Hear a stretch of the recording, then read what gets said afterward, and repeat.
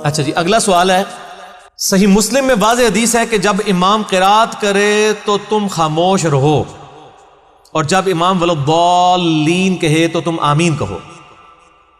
اس حدیث کے تحت فاتحہ خلف الامام کے مسئلے میں اہل حدیث اور احناف دونوں میں سے احناف کی دلیل ہی زیادہ مضبوط معلوم ہوتی ہے، اس حوالے سے آپ کا موقف کیا ہے؟ میرے بھائیو، ہم تو بڑے عرصے سے پیٹ رہے ہیں کہ یہ دونوں ہی غلط ہیں۔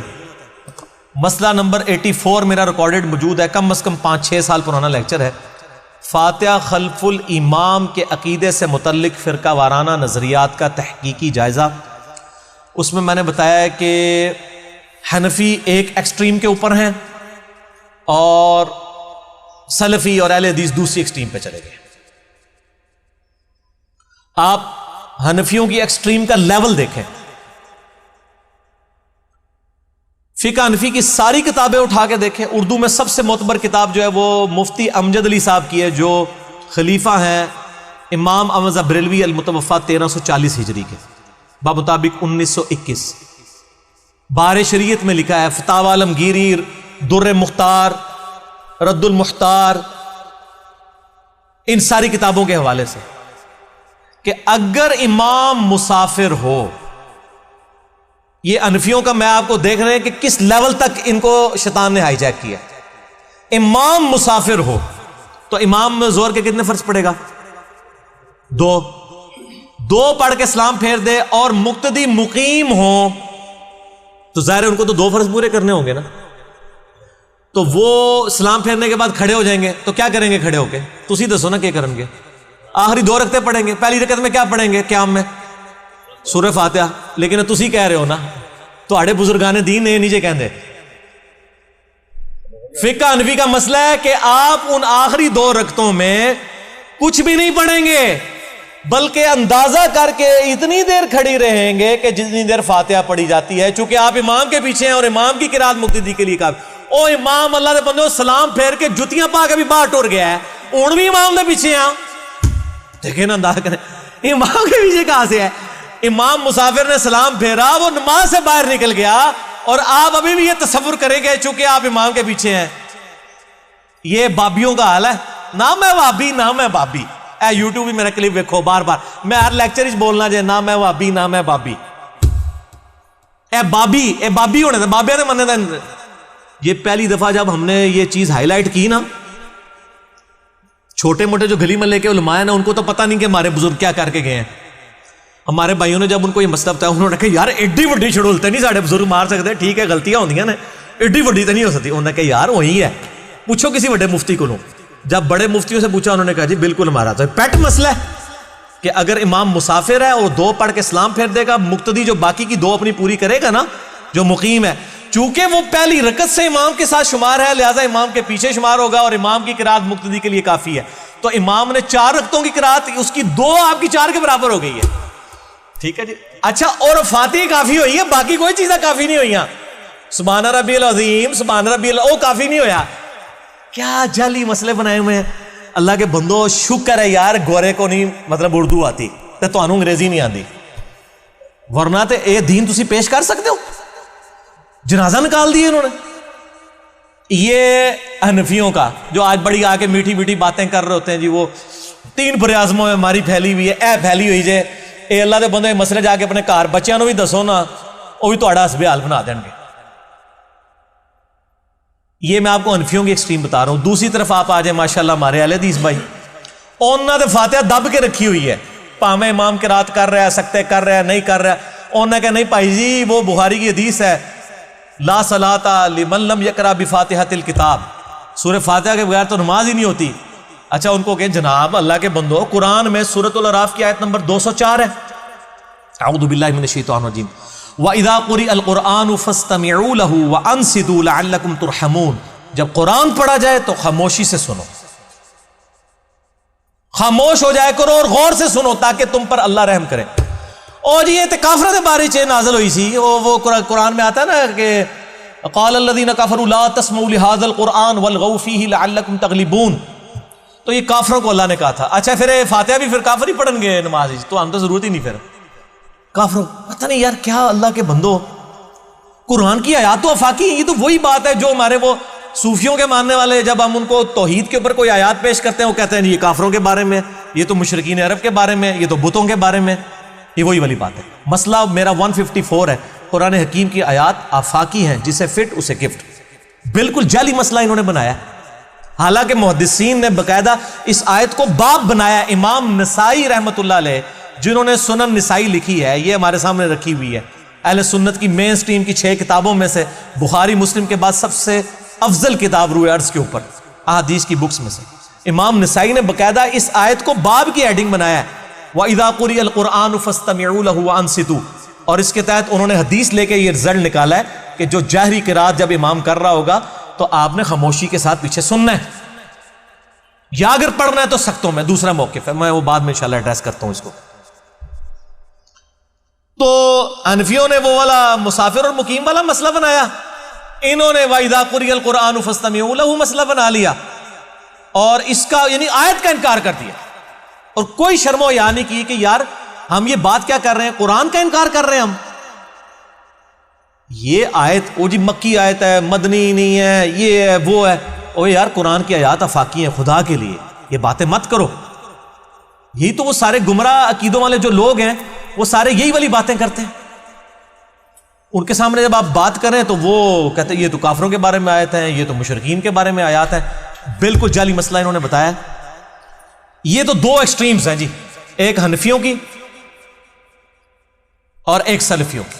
یہ یعنی دونوں ایکسٹریمز، اور ہمارے نزدیک یہ دونوں پارٹیاں غلط ہیں کتاب و سنت کے دلائل کی روشنی. اعتدال کا راستہ کیا ہے؟ جو مسئلہ 84 میں نے بتایا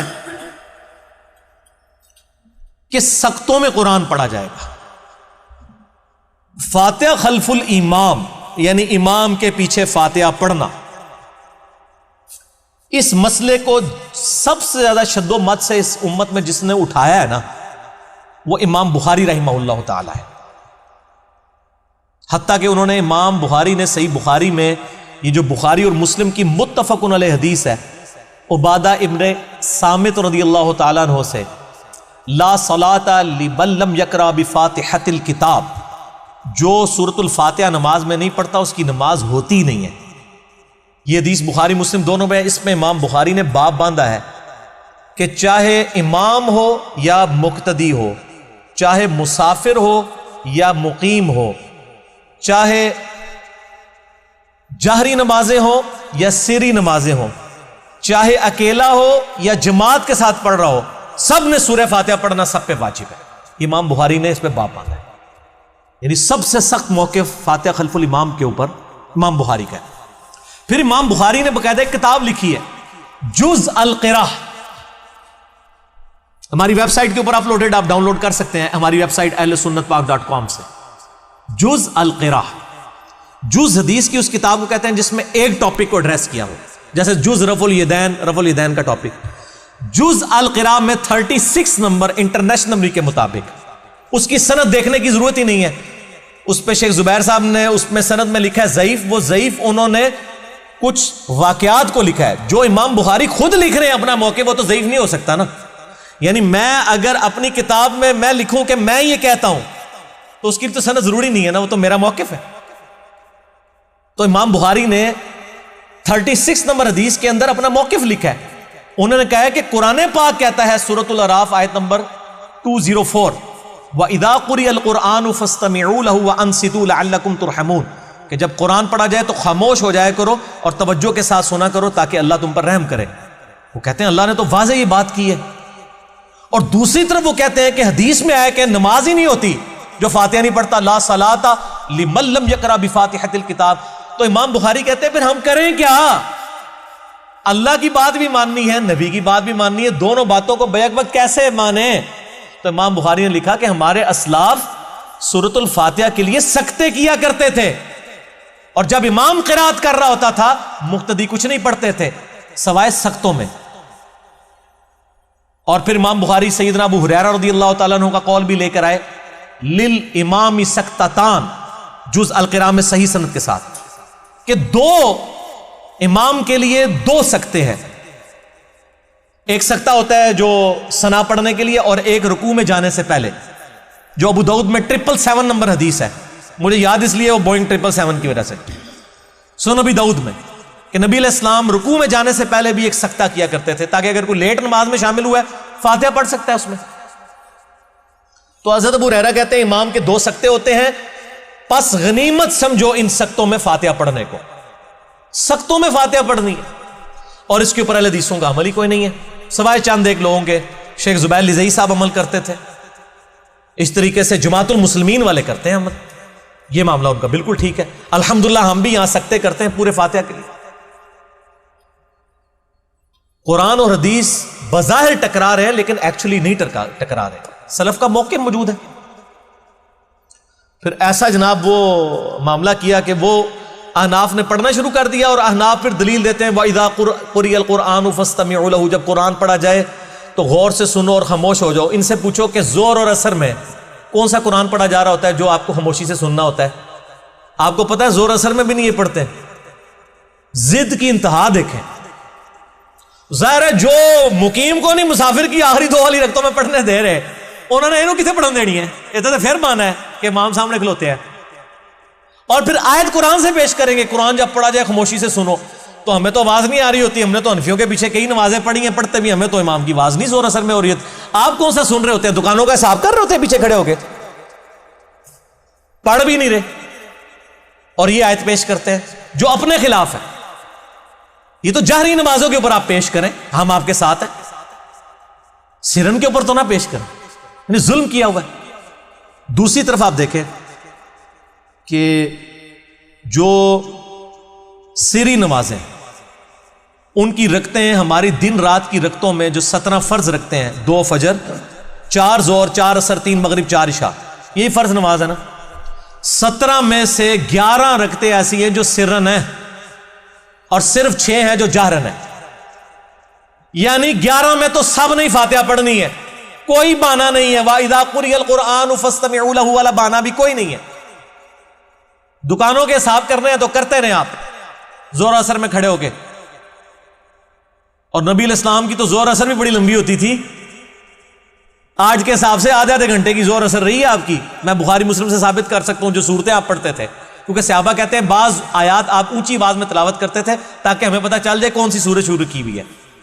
تو یہ تو جناب پورا جدادہ صاحب ہو سکتا ہے انفیاں دا تے، اگر وہ زور اثر نبی علیہ السلام والی پڑھن پورا، بلکہ وہ پورے مہینے کا حساب کر سکتے ہیں، کیونکہ فاتحہ تو انہوں نے پڑھنی نہیں۔ وہ کہتے ہیں نہیں جی جامعہ ترمذی میں حدیث ہے، الموطا امام مالک میں صحیح سند کے ساتھ ہے، بلکہ امام مالک سے امام ترمذی نے لی ہے کہ جابر بن عبداللہ انصاری رضی اللہ تعالیٰ عنہ کہتے ہیں کہ فاتحہ کے بغیر نماز نہیں ہوتی مگر یہ کہ تم امام کے پیچھے ہو۔ وہ کہتے ہیں دیکھیں نا جی صحیح سند کے ساتھ حدیث ہے کہ امام کے پیچھے ہو، پھر فاتحہ کوئی ضروری نہیں۔ اللہ کے بندو، یہ حدیث امام مالک نے لے کے اس کے اوپر باب پتہ کیا باندھا ہوا ہے کہ جاہری نمازوں میں امام کی قرات مقتدی کے لیے کافی۔ زور اثر پہ تو لیا ہی نہیں کسی نے، کیوں نہیں لیا؟ سنن ابن ماجہ میں یہی جابر بن عبداللہ کہتے ہیں کہ ہم نبی صلی اللہ علیہ وآلہ وسلم کے پیچھے زور اثر کی نمازوں میں اور باقی جو جاری نمازوں کی آخری 2 رکعتوں میں سورۃ الفاتحہ پڑھتے تھے، اور زور اثر میں نبی علیہ السلام کے پیچھے سورہ فاتحہ کے ساتھ سورت بھی ملایا کرتے تھے۔ جب وہ صحابی جو خود روایت کر رہا ہے کہ فاتحہ کے بغیر نماز نہیں ہوتی مگر یہ کہ تم امام کے پیچھے ہو، اور وہ یہ خود کہہ رہا ہے کہ ہم نبی علیہ السلام کے پیچھے زور اثر میں سورہ فاتحہ بھی پڑھتے تھے اور سورت بھی ملاتے تھے، اس کا مطلب ہے کہ وہ جاری نماز مراد لے رہا ہے جس میں آپ امام کو سن رہے ہیں، اور ظاہر ہے یہ عقلاً بھی ٹھیک ہے کہ آپ کا سننا اور پڑھنا ایک ہی حکم میں داخل ہو جائیں گے۔ اور امام مالک نے باقاعدہ اس حدیث کے اوپر باب باندھا، امام ترمذی نے یہ حدیث امام مالک سے 2 واسطوں سے لی ہے، اور امام مالک نے باقاعدہ باب باندھا ہے۔ میں کہتا ہوں آپ نے فاتحہ خلف الامام کے مسئلے کو سمجھنا ہے نا، روئے عرض پہ پہلی حدیث کی کتاب جو ہے الموطا امام مالک، اس کا فاتحہ خلف الامام والا چیپٹر کھول کے پڑھ لیں، بریلوی دیوبندی اہل حدیث سب کا ترجمہ پڑھ کے دیکھ لیں۔ امام مالک نے اپنی آراء بھی لکھی ہے، پورا کنکلوڈ کر دیا اس مسئلے کو، یہ اس طریقے سے ہے ہی نہیں تھا۔ تو ایک اعتدال کا رویہ وہ تھا جو امام بخاری نے امت کو بتایا سلف سعید ابن جبیر اور باقی تابعین کے اقوال کی روشنی میں، کہ امام سکتے کرے تاکہ مقتدی پیچھے سورہ فاتحہ پڑھ لے جاری نمازوں میں۔ سرن میں تو سکتے کی ضرورت ہی نہیں ہے، وہ ظاہر ہے وہ سن ہی نہیں رہا۔ لیکن یہ معاملہ افضلیت کی حد تک ہے. اگر کوئی شخص جہری نمازوں میں، میں نے اس لیکچر میں بھی کہا تھا، سورۃ الفاتحہ نہ بھی پڑھے، اگر امام سکتے نہیں کر رہا تو اس کی نماز ہو جائے گی. اس پہ سلف کی اکثریت کا اتفاق ہے، اور امام مالک نے باقاعدہ یہ رزلٹ بھی نکالا. لیکن سکتے کرے وہ زیادہ بہتر ہے، سنت کو زندہ کیا جائے. لیکن جہری نمازوں کے اوپر یہ جو حدیث مسلم شریف کی، جس سے مجھے یاد آیا جو سوال انہوں نے کیا تھا کہ ابو موسیٰ اشعری رضی اللہ تعالیٰ عنہ سے اور ابو ہریرہ رضی اللہ تعالیٰ عنہ سے ہے کہ امام اس لیے بنایا جاتا ہے کہ تم اس کی اقتداء کرو. جب امام اللہ اکبر کہے تم اللہ اکبر کہو، جب امام قرات کرے تم خاموش رہو، جب امام ولضالین کہے تم آمین کہو، جب امام سمیع اللہ لمن حمیدہ کہے تم ربنا لک الحمد کہو. اس حدیث سے واقعی امام مالک نے اور باقی کثیر ائمہ نے یہ رزلٹ نکالا ہے کہ جہری نمازوں میں امام کے پیچھے سورہ فاتحہ پڑھنا کوئی ضروری نہیں ہے. البتہ اگر امام سکتے کر لے اور آپ فاتحہ پڑھ لیں تو یہ ایک ایکسٹرا بینیفٹ ہے، واجب نہیں ہے. سختی جو ہے وہ سرن نمازوں میں، سمجھ آ گئی. اور اہل تشیع کے ہاں بھی یہی موقف پایا جاتا ہے. ان کے نزدیک بھی جہری نمازوں میں آپ خاموشی سے سن لیں یہ کافی ہے. باقی جو سرن ہے ان میں آپ امام کے پیچھے اپنی قرات کریں. اور یہ میں اس لیے یعنی اس کو مزید کھول کے بتا دیا تاکہ اس حوالے سے کوئی ایشو باقی نہ رہے، کیونکہ ایکسٹریم رویوں کی وجہ سے لوگوں کی نا بڑی مصیبت اس حوالے سے کھڑی ہو جاتی ہے. اور وہ صحیح مسلم سے ایک حدیث پیش کرتے ہیں کہ حضرت ابو ہریرہ رضی اللہ تعالیٰ عنہ نے کہا کہ نبی علیہ السلام نے فرمایا کہ اس کی نماز ناقص ہے جو سورۃ الفاتحہ نہیں پڑھتا. تو تابعی ابو صائب نے پوچھا، ابو صائب نے، کہ جب ہم امام کے پیچھے ہوتے ہیں تو کیا کریں؟ تو حضرت ابو ہریرہ نے اس کے کندھے کو دبا کے کہا، یا فارسی، اے فارسی، اے فارس کے رہنے والے، اقرا بہا فی نفسک، جب امام کے پیچھے ہونا تو اپنے جی میں آہستہ آہستہ پڑھ لیا کر. اب یہ کون بتا رہا ہے؟ حضرت ابو ہریرہ. اب ابو ہریرہ سے ہی پوچھے نا کہ جو امام کے پیچھے پڑھنا ہے وہ کیسے پڑھنا ہے. تو ابو ہریرہ کا ہی جز القراء میں موجود ہے، امام بخاری لے کر آئے ہیں کہ امام کے سختوں کو فاتحہ کے لیے غنیمت سمجھو. اے نہیں کہ امام دے نال ہی دب کے رکھو، ٹھیک ہے نا جی، کیونکہ ظاہر ہے قرآنی حکم پہ بھی تو عمل کرنا ہے. قرآن جب پڑھا جا رہا ہے خاموشی سے سننا ہے. اب امام قرات نہیں کر رہا تو امام غلطی کرے گا. اب ادھر آ کے اہل حدیث کا موقف بھی ہے کہ اگر امام سکتے نہیں کر رہا تو امام پہ وبال ہوگا. میرا بھی یعنی کسی حد تک یہ موقف رہا ہے کہ آپ فاتحہ دب کے رکھے پیچھے، لیکن میں نے جب اس پہ غور و تفکر کیا تو مجھے امام مالک اور باقی لوگوں کا موقف مضبوط نظر آیا کہ دبنے کی ضرورت نہیں ہے. یہ جہری نمازوں میں سورۃ الفاتحہ ویسے ہی مستحب اور نیکی کا کام ہے، واجب رہتی ہی نہیں ہے. امام کی قرات مقتدی کے لیے کافی ہو جائے گی جہری نمازوں میں، یا پھر سکتے امام سے کروائیں، جو ہم تو کوشش کرتے ہیں. ہم نے تو بغیر سکتے کے کبھی نماز نہیں پڑھی ہے.